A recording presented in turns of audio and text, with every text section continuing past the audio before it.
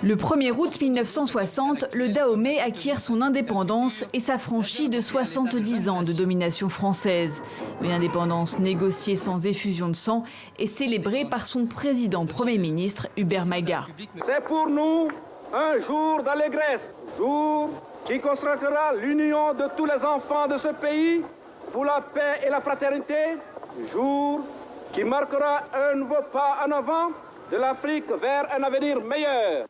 Un an plus tard, les célébrations d'anniversaire sont retransmises à la télévision.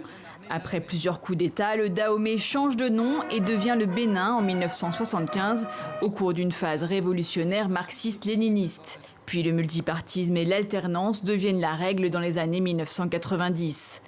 Aujourd'hui, le Bénin est dirigé par l'homme d'affaires Patrice Talon.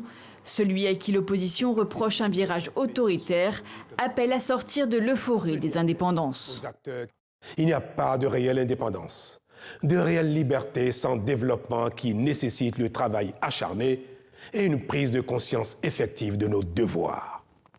Aussi, devons-nous, Béninois de l'intérieur comme de l'extérieur, nous mobiliser davantage autour de nos idéaux de fraternité, de justice et de travail pour permettre à notre pays d'accéder à un avenir radieux. Certains experts béninois interrogent d'ailleurs la réelle indépendance de leur pays vis-à-vis de l'ancien colonisateur. La France cherche à garder une certaine influence dans ces anciennes colonies.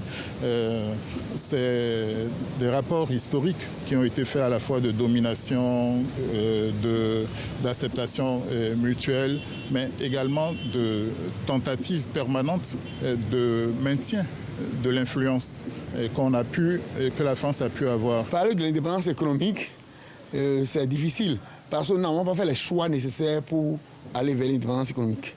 Nous avons les choix pour amorcer un développement autonome et nous avons fait les choix d'une indépendance financière. Cette année, pandémie oblige, il faut éviter les regroupements de population. Les célébrations d'anniversaire de l'indépendance et de la fête nationale se feront donc dans la plus grande sobriété, sans défilé militaire ni civil.